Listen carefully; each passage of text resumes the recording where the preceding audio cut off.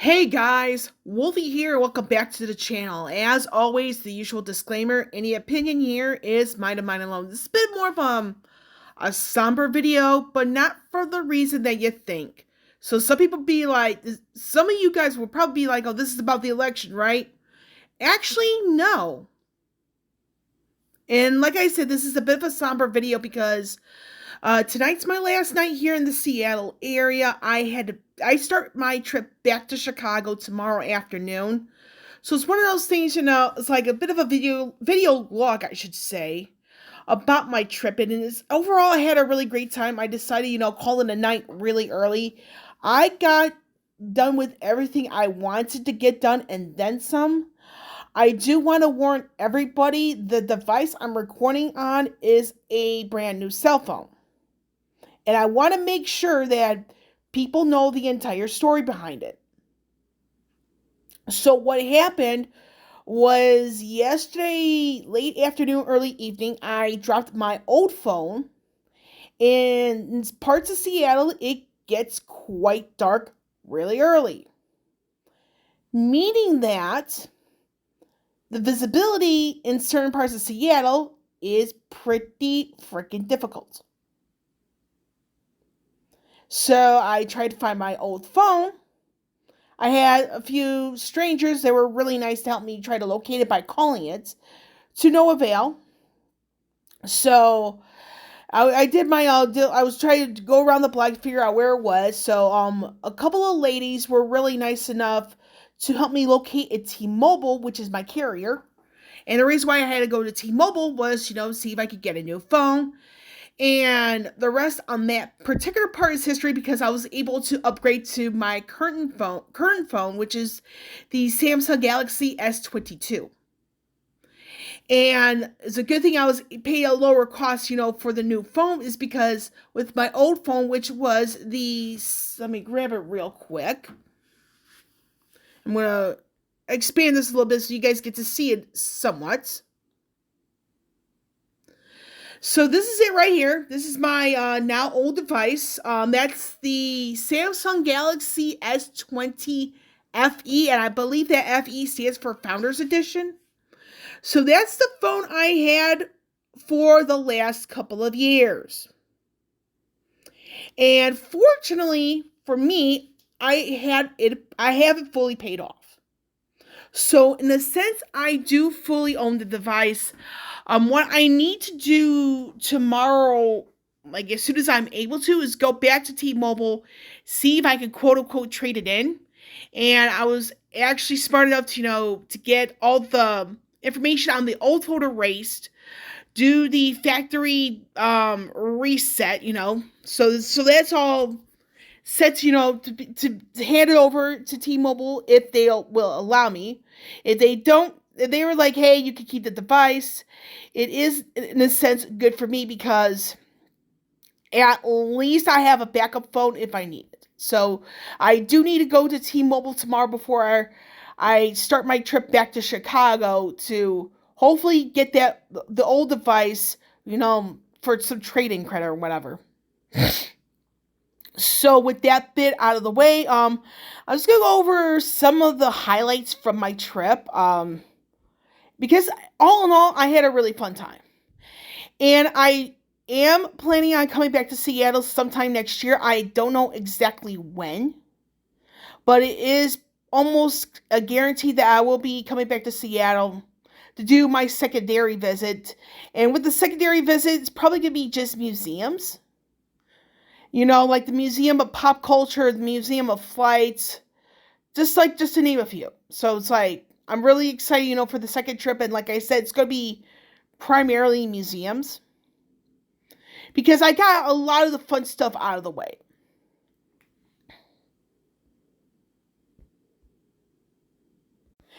Now, one other thing I do want to warn everybody before I go further into this particular video log is that because I upgraded from the S20 FE, which is, again, that's the Founders Edition, if memory serves me correctly, to the S22, I no longer have a separate media to save photos and video, so I do have to be particularly careful with everything that's on the new phone. And it's self-explanatory. And for those of you who are familiar with the Android family phones, specifically the Galaxy S family, it's the S20 that was the last phone that you could fit both your SIM card and a micro SD card. Because the S21, the S22 going forward will not give you the ability to put in your micro SD card. I do feel that was a really big mistake on Samsung's end. But again, that's just my personal opinion on the matter. And this is the box right here where my new phone came in. So what I'm probably going to be doing in a day or two is to order a new case and a screen protector for the new phone. And that way, I have some ways, to shield the device.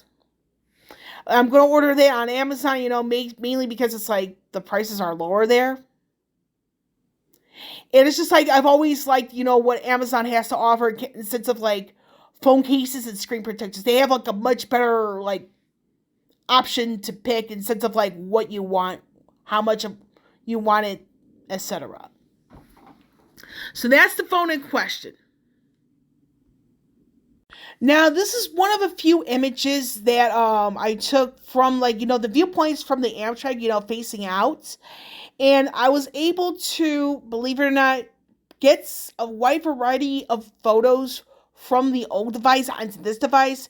I also asked a few people I knew, saying, hey, remember me sending you some pictures from my trip? They were giving me in like droves. So some of them were maybe duplicates, but it's like, they also understood why I asked. So it's like, I have a new phone. That way I have, my proof. So, okay, so this, like I said, this is from me heading into Seattle. And it's just like, I'm really in awe of like everything that the Washington State has to offer. And like I said, has nothing to do with the current like midterm election, so has nothing to do with that. Little disclaimer. So this photo right here, like I said, it's from the Amtrak, heading into Seattle. It's just really awesome. Now for this video, this is there's a suburb south of Seattle called Tukwila, and I do want to mention the public transportation system in Seattle to everybody. It is quite reliable.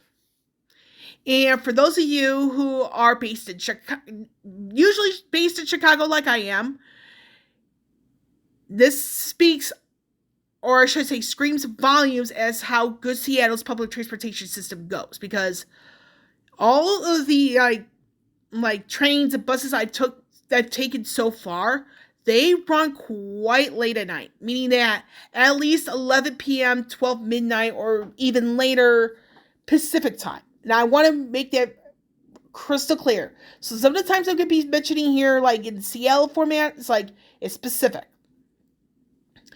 So that's going to be there on that. So like I said, this came from, it's a shopping mall in Tukwila. Again, it's south of Seattle. However, the thing is with like the varying suburbs of Seattle is that you can easily access them via public transportation. Pretty easily. Because it's like the bus I tend to use like during my trip thus far, it's the 124/24. It's like it gets me into Seattle, and it's like it covers a good deal of distance, considering the amount of the frequency it runs, regardless if it's during the week or even either weekend day. Now, this go together because this particular ice cream comes from this particular shop, and that is Dragon's Breath. I kid you not, that's the name of the shop. And they produce like varying like types of ice cream, frozen yogurt looks like. Although they do the rolling style as you see here. I got the small because it's like, I just want to give it a try. And it turned out really good. And for this particular one, it's mainly like the Oreo, which is cookies and cream. It has bits of mango. It had bits of mango in it. I had some M&Ms. It was really good.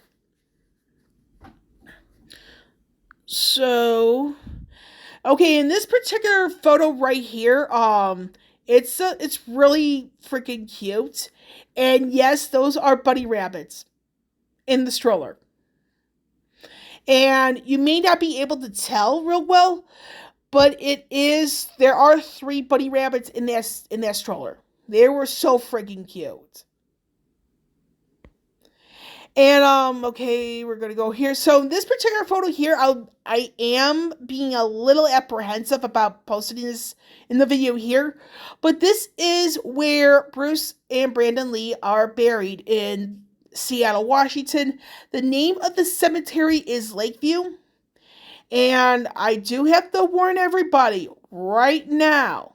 If you are taking public transportation and you anticipate on visiting this particular gravesite for them, be prepared to be involved in a pretty hefty hike. I'm referring to a literal hike when you're doing a lot of walking, and because to get to this particular site, I'm going to have to switch hands to this so I can explain this correctly. You're going to be doing a lot of this.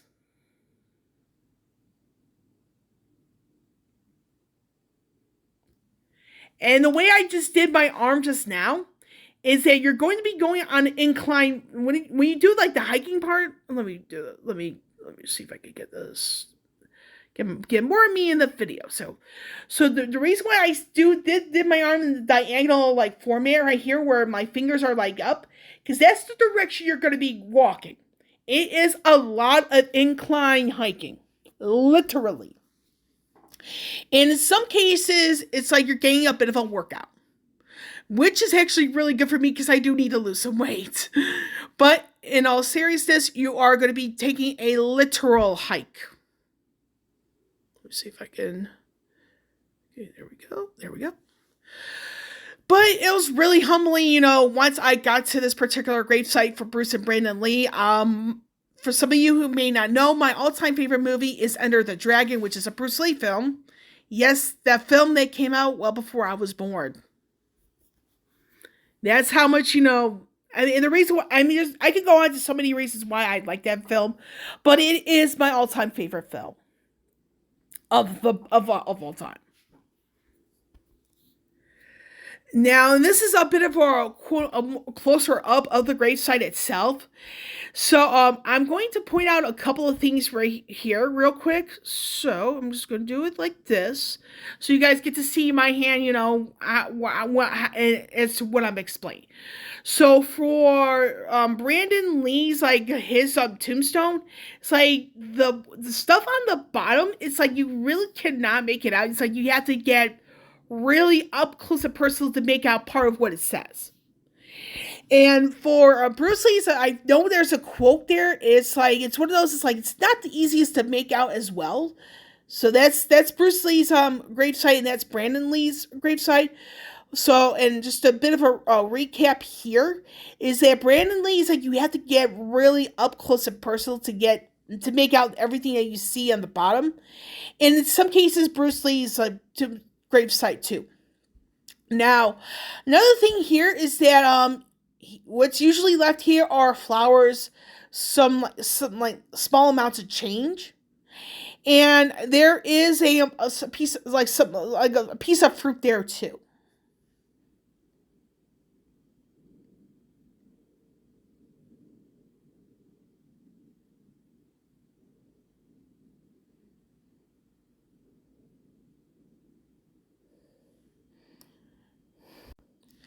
Now, this is a bit of a hilarious one. I was able to find the building for Nintendo of America. It's in Redmond, Washington, and I will be 100% honest here and say this. It is not easy to find. And one of the streets where it's on, it's really easy to miss. However, I was able to, just get a couple of pictures, of the building, and I can really say that it's, in size-wise, it's one of the more modest buildings I've seen. And that's a good thing, in my personal opinion. So, my trip, like overall, it began, just checking out the Space Needle. I actually had like some time between when my train arrived into Seattle and when I had to check in. So I had a few hours like to spare there, and it's going to be the same thing tomorrow. Whereas like I have few hours to spare from when I check out until I have to get on the Amtrak. Which again, like I said, it's a really good thing in my personal opinion.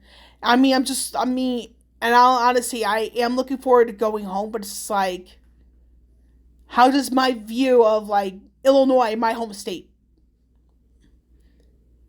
remains? Instead of like, has it changed? Has it stayed the same? So on and so forth.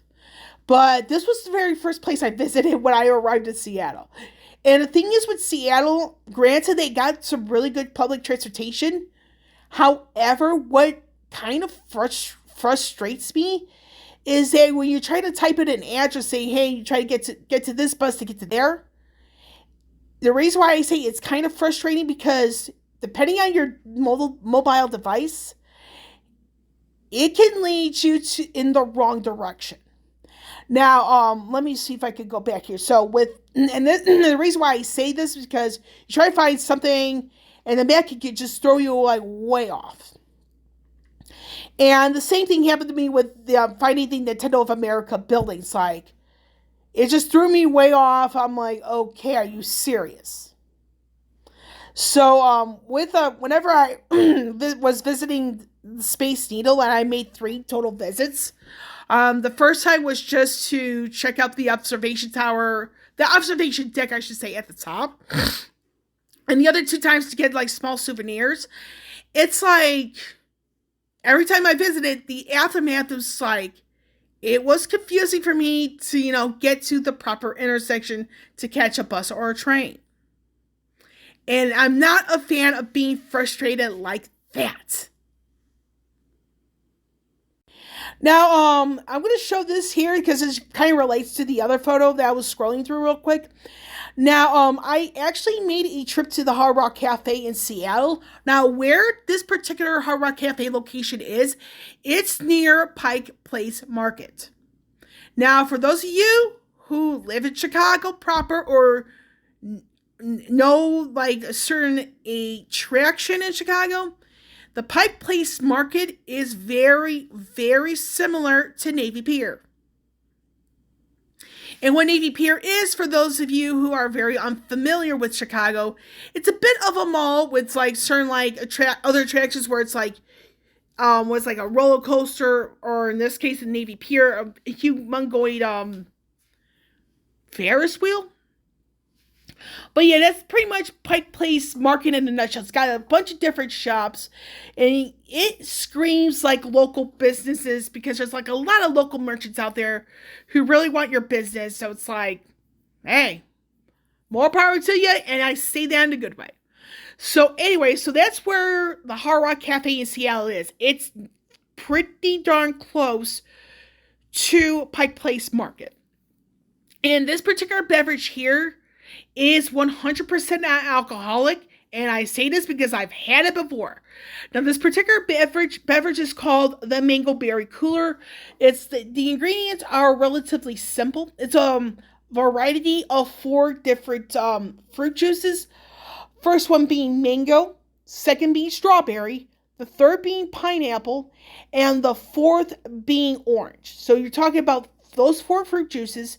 They also add in sour mix, and then the final ingredient is Sprite. Yes, soda pop.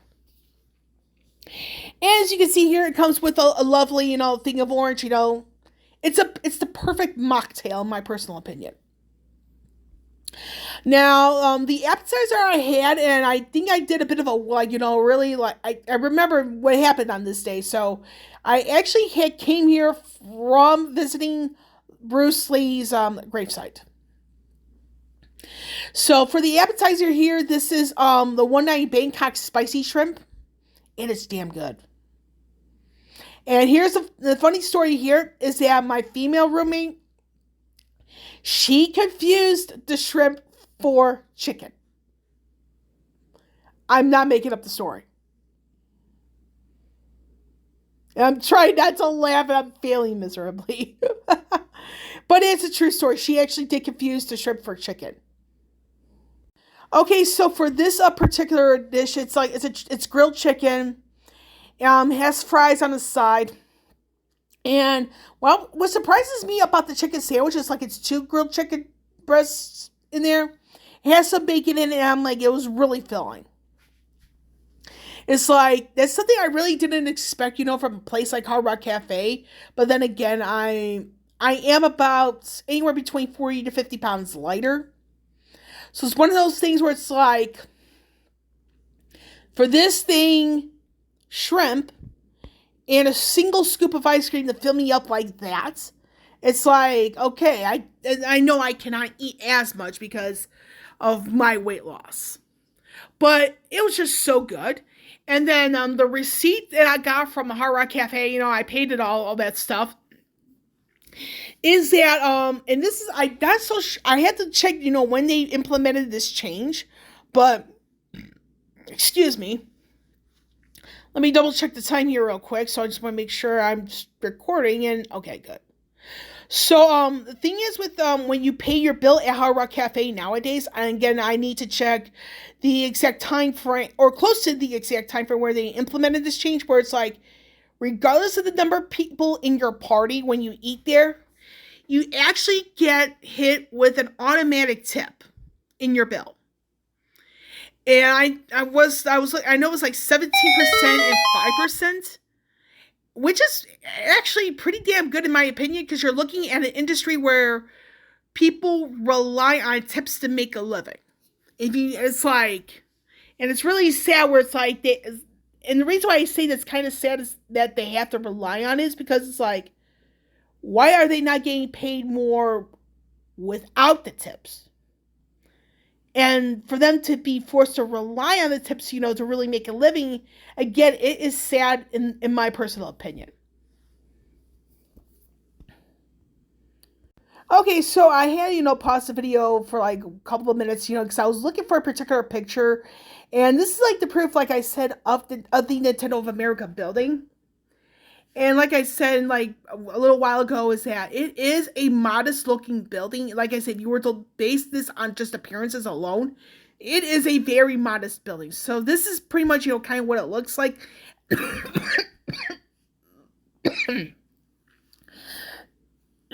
Hold on a second. Okay, so I had to take a water break, so my apologies. So again, this is when it comes to again, appearances alone, it is one of the most modest looking buildings. You don't really see anything fancy. So, and again, if you're taking public transportation to from Seattle to Redmond, Washington, you have to be on your P's and Q's in the sense of where to turn just to get a picture of the building itself. Now, I did do some looking up, on getting inside the building. And the thing is, in order to get a tour of Nintendo of America, the building, is that you have to get an invite. So it's so my brain was all once I get to the area, just take few pictures of the building itself and just leave it be. And you know what? I'm just happy I found it. But again, it's not an easy building to find. Okay, so this particular place is called Pink Gorilla Games. The thing that you might want to know about this mini chain of sorts, there's two locations in Seattle. One of them is close to the Amtrak station, which is near King Street. The other one is close to the University of Washington. And basically what this place is, in a nutshell, excuse me, is that they hold a lot of older games. And by the older games, we're talking Atari, 8-bit NES, ESCA, and before that. So, like I said, this picture was taken from the Chinatown area of Seattle, which again, this is really close to the Amtrak station near King Street. And by the way, the Amtrak station in Seattle is known as the King Street Station.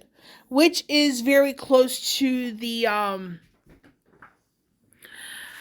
you get the drift. So basically, I went to both this location right here and the other one because this one had a couple of things I wanted. The other location, it's like same thing. And again, this is one of those where it's like it's retro games, and there's some imports too. So it's like you may find something really worthwhile here. And it's just I geeked out. I have to admit it. I geeked out when I went to both locations. And from both locations, the first one here I bought Soul Calibur 4 for the 360 because I own that. I own an Xbox 360 at home. So I got that. I'm trying to think if and I got a poster. So that's what I got from this location. The other location again is near the University of Washington. I actually wound up buying at that location a beanie, and I got hooked up with some stickers. So it's really cool. Now, here's the thing about this particular mug. Yes, I did go to the original Starbucks location, which is right by Pike Place Market. So if you think about the Hard Rock Cafe, where that's at, you can also think the same thing about the original Starbucks location. And it's actually pretty like small overall. It's like the dimensions and the way they do things there. It's like you can't even like dine in there at all. It's just like just beverages and souvenirs. That's it. So I do have like very like other pictures. I was able to get to my new device. It's just a matter of like me going to my emails and downloading them somehow. So with this particular Starbucks location, this first time I've done any business with them in several years, and it's because of the whole thing with Monsanto. But for me, it's just like putting that personal like aspect of that aside for one day. So I got this particular mug. It's something similar to another one I have at home, and the other one I have at home in Chicago is of the country of England. And the one that has England on it, that was actually given to me. Just for the record. So here at this particular Starbucks, I bought this. I bought like a bag of like coffee beans. I have to remind the driver that I got it for that he may have to invest in a coffee grinder because they're not they're not grounded. So yeah. Anywho, so I bought those two items, the bag of coffee and this mug. And I also bought a particular type of like refresher beverage, which I know was like mango dragon fruit. And I was contemplating on consuming it until I carefully read some of the ingredients, which included green coffee extract. And I actually, like I said, I did buy it, and I didn't really pay attention to that particular part because I don't drink coffee, and the reason why I don't drink coffee is because of taste buds. My taste buds will not agree with coffee. So anyway, so I was thinking to myself, was okay, why not give it, because I was hearing somebody, playing guitar, harmonica at the same time, doing a little bit of singing. And I'm like, my brain was thinking, why not do a random act of kindness and give that individual, which is a male, that particular beverage. And he was really shocked by it because I insisted. So he played a little song for me, and I felt really good about that. So it's one of those things where it's like you do like a random act of kindness like that. It's just like you are going to get some good karma back. It may not be immediate, but it's going to come when you least expect it. Now, this is the hotel I've been staying at, for the past quite a few days. And I'm just going to do my ups and downs on this particular hotel. So that way you guys get a complete accurate of the deal here as possible. So this is a bit of some of my likes and dislikes, that sort of thing. So the whole thing here is that I actually came to this, I picked this hotel and I surprisingly came a bit more prepared than people think I did. Because Some places be like, oh, free hotel, free gym, da da da da da da da da. Now, I did look at this a little bit, and they did not have the breakfast or the gym, included due to the ongoing pandemic.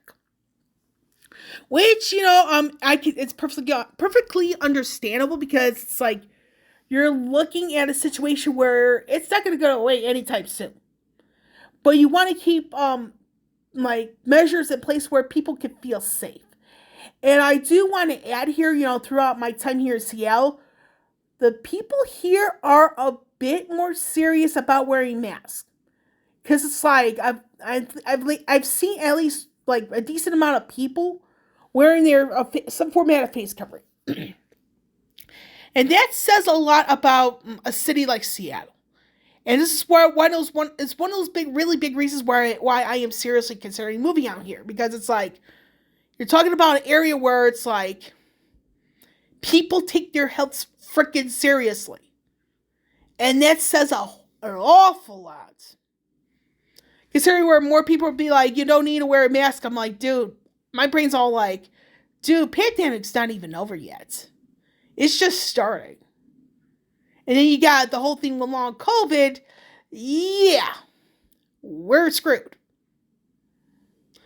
But yeah, so the whole thing with that, I can understand, no breakfast, no gym, which is understandable because it's like they did mention that in their website. And I did a little bit of my homework that way. Now, one thing that I find kind of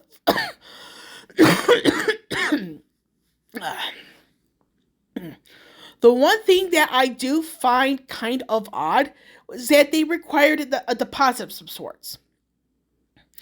And the reason why I find this odd is because, I get the reason why, where it's like, you don't want any damage done, but at the same time, it's like, it's more money out of people's pockets. It may not be, I don't think it's necessary. Unless, people are being really destructive, while they're staying here. And so that's that on that. That's one thing I do find kind of odd. Now, regarding the housekeeping, this is one of those things I wish they would up their game on, because it's like, if somebody's here like for more than 3 days, gotta make sure the room's got toilet, gotta have some form of toilet paper and other things, to make sure their stay is as comfortable as possible. So I wish, the housekeeping would really up their game in that regard. Now, some of the following pictures I'm going to show you guys, this is actually from the One Line. And basically what it is like, it's pretty much, a bunch of artwork, which I just found really cool. And sometimes, taking like the One Line, for example, here, I'm going to reduce that a little bit so you guys get to see. So when it comes to stuff like this, it's like, this tends to cover a lot more distance, as opposed to like the local buses, all that stuff. And like I said, when it comes to Seattle's public transport system, there are ways that they are a lot better than Chicago. Because in Chicago, there are some routes where it's like they ended kind of early. And it's just, I'm like, what the, But it looks like every like last bus and train here in Seattle, they actually, like I said, they run pretty late, which is really good because it's like you don't have to worry about like, oh, I'm screwed, I'm stranded, blah, blah, blah, blah, blah. So that's something I really like about Seattle's public transport system. Okay, so I just looked at, everything that I have, as well as like the time. So I am going to be cutting this video short in a little bit, but I will warn everybody that this video will not be posted until I'm back in Chicago. So that's not going to be until Friday or Saturday at the very least, instead of when I post it, because Saturday afternoon, which is the day after I come back to Chicago, I do have a doctor's appointment, so it's like, I just have to make sure I do post this